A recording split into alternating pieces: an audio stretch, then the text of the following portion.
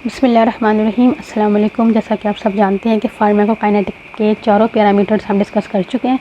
आज मैंने सोचा एक ऐसी वीडियो बनाई जाए जिसमें हम कुछ टर्म्स जो कि वाइवा में पूछी जाती हैं या हमें वो terms as a pharmacologist as a pharmacist पता होनी चाहिए, उनके बारे में कि वो क्या क्या टर्म्स हैं, वो क्यों यूज़ होती हैं, उनका मतलब क्या है, ये हमें पता होनी चाहिए। उसके बाद एक हमने वीडियो बना ली है।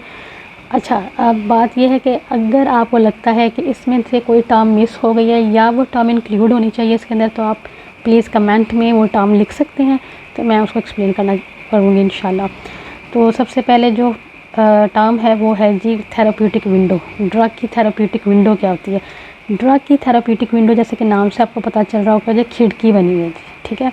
एक रेंज, ड्रग की एक सेफ़ रेंज बना ली गई है, ठीक है, जिसके अंदर अगर बॉडी में ड्रग का लेवल रहेगा तो ड्रग हमें डिज़ायर्ड थेरेप्यूटिक इफ़ेक्ट शो करेगा। अगर ड्रग का वो रेंज, ठीक है, प्लाज्मा लेवल इस रेंज से बाहर चला जाए तो क्या होगा? टॉक्सिसिटी हो सकती है, या क्या हो सकता है जी, कोई भी इफ़ेक्ट ना शो हो, ठीक है। दो काम हो सकते हैं।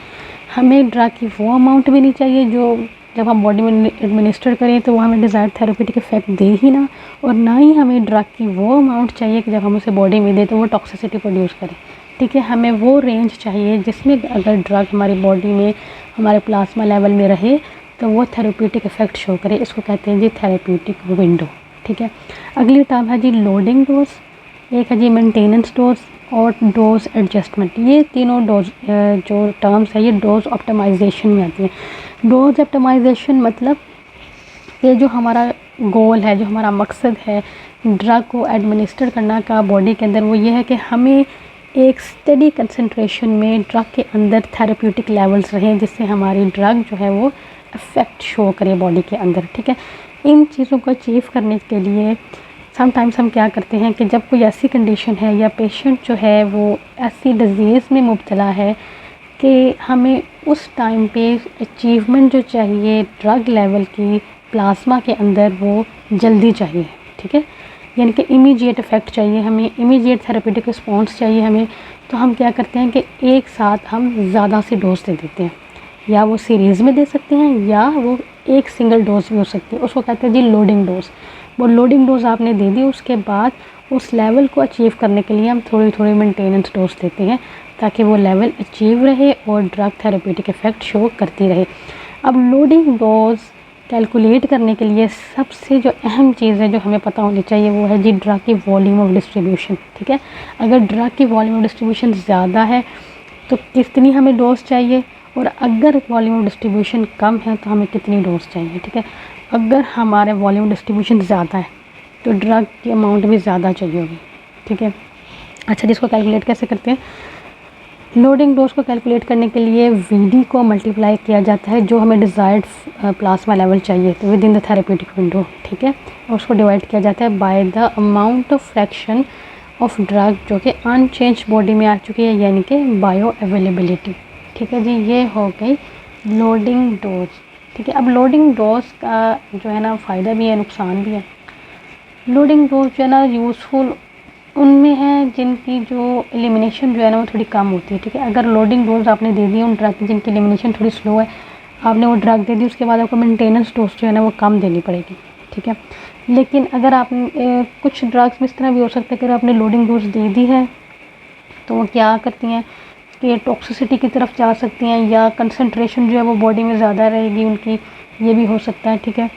इसलिए बहुत सी चीज़ों का ख्याल रखना पड़ता है। दूसरी चीज़ आ जाती है मेंटेनेंस डोज। मेंटेनेंस डोज भी स्टडी स्टेट कंसंट्रेशन अचीव करने के लिए दी जाती है, लेकिन वो हम क्या करते हैं कि जर्नली यही होता है कि हमने स्टडी स्टेट कंसंट्रेशन अचीव करनी है, हम ड्रग को स्टेप बाय स्टेप जो है वो देते हैं, ठीक है। With in the therapeutic window हम ड्रग की जो क्या करना चाहिए कि जी अमाउंट उसको इंक्रीज़ कर सकते हैं, ठीक है। लेकिन जब आपने एक दफ़ा लोडिंग डोज दे दी है, आपकी स्टडी स्टेट कंसंट्रेशन अचीव हो गई है, अब आपने उस कंसंट्रेशन को ब्लड में बरकरार रखना है, उसके लिए हम मेंटेनेंस डोज देते हैं। अच्छा, अब मेंटेनेंस डोज के लिए हमें किस चीज़ का पता होना चाहिए जी? क्लियरेंस का पता होना चाहिए, ड्रग की क्लियरेंस, ठीक है, यानी कि ड्रग एलिमिनेट कैसे हो रही है। अगर ड्रग बहुत जल्दी एलिमिनेट हो रही है, लोडिंग डोज दी है हमने उसकी लेकिन वो एलिमिनेट जल्दी हो रही है, तो फिर उसकी मेंटेनेंस डोज हमें उसकी फ्रीक्वेंसी को भी बढ़ाना पड़ेगा, ठीक है। लेकिन अगर जो ड्रग की क्लियरेंस है वो थोड़ी डिले है, तो उसकी जो मेंटेनेंस डोज है वो हमें थोड़ी देनी पड़ेगी, ठीक है जी। तो मेंटेनेंस डोज को कैलकुलेट करने के लिए हमें ड्रग की क्लियरेंस पता होनी चाहिए, ठीक है। मेंटेनेंस डोज आपने देनी है, उसके लिए आपको क्लियरेंस का पता होना चाहिए, ठीक है। बाकी वही चीज़ आ जाती है कि वो डिज़ायर्ड जो भी आपको चाहिए प्लाज्मा लेवल बॉडी के अंदर, वो उसके साथ आप उसको मल्टीप्लाई करेंगे और डिवाइड करेंगे उस फ्रैक्शन के साथ जो कि अनचेंज बॉडी में आएगी, ठीक है जी। वो होगी आपकी बायो अवेलेबिलिटी, ठीक है। ये सारी चीज़ें आपको समझ आ रही है कि फार्माकोकाइनेटिक पैरामीटर्स हमें क्यों पता होनी चाहिए, क्यों हमें ड्रग की रेट ऑफ एब्जॉर्प्शन पता होनी चाहिए, क्यों हमें rate of distribution, volume of distribution, eliminate कैसे हो रही है, क्या रेट चल रहा है जी, ये सब चीज़ें क्यों पता होनी चाहिए, क्योंकि हमने डोज कैलकुलेट करनी होती है जो पेशेंट के अंदर जाए और वो थेरेप्यूटिक इफेक्ट शो करे, ना कि टॉक्सिक इफेक्ट शो करे, और ना ही ऐसा हो कि पेशेंट को दवाई दे दी और कोई इफेक्ट ही नहीं आ रहा, ठीक है। अच्छा जी, तीसरी चीज़ आ जाती है जी डोज एडजस्टमेंट। अब क्या होता है कि देखें लोडिंग डोज, मेंटेनेंस डोज ये चलती हैं, ये होती हैं। डोज एडजस्टमेंट एक ऐसी टर्म है कि आपने एक एवरेज पेशेंट्स की जो है प्लाज्मा लेवल्स को कंपेयर करके आपने एक सेफ रेंज बना ली है डोजेज की, ठीक है। डोज, ये वाली डोज जो है वो सारे पेशेंट में irrespective of the inter patient variability वो इसमें इफ़ेक्ट शो करेगी, उसको कहते हैं जी डोज एडजस्टमेंट, ठीक है। ये चीज़ होगी। एक चीज़ होती है कि जी एफिकेसी ऑफ ड्रग और पोटेंसी ऑफ ड्रग। ड्रग इतनी पोटेंट है, ड्रग इतनी एफिकेसी क्या है, ये चीज़ पूछी जाती है। एफिकेसी और पोटेंसी में ये डिफरेंस है कि एफिकेसी ड्रग की एबिलिटी बताती है, ठीक है। ड्रग कितनी एबल है डिज़ायर्ड रिस्पॉन्स शो करने के लिए, उसको कहते हैं कि एफिकेसी ऑफ ड्रग, ठीक है। ड्रग की एबिलिटी जो हमें डिज़ायर्ड इफेक्ट चाहिए उसको शो करने की एबिलिटी को कहा जाता है जी एफिकेसी ऑफ ड्रग। जबकि पोटेंसी ऑफ ड्रग क्या है, पोटेंसी ऑफ ड्रग से मुराद वो अमाउंट ऑफ ड्रग है जो कि डिज़ायर्ड थेरेप्यूटिक इफेक्ट के लिए चाहिए, ठीक है। समझ आ गई आपको। एफिकेसी वो है कि जो एबिलिटी शो कर रही है ड्रग की, ठीक है, to achieve a specific response. और पोटेंसी ऑफ ड्रग एक अमाउंट ऑफ ड्रग है जो उस करेगी डिज़ायर्ड रिस्पॉन्स को अचीव, ठीक है। अच्छा ये बायो इक्विवेलेंस रह गया। बायो इक्विवेलेंस क्या है? बायो इक्विवेलेंस है जी कि दो ड्रग्स आपने दी, ठीक है, दो ड्रग्स का जो कहते हैं जी बायो अवेलेबिलिटी, ठीक है, बायो अवेलेबिलिटी और उसकी जो पीक प्लाज्मा कंसंट्रेशन है वो सेम हो, ठीक है।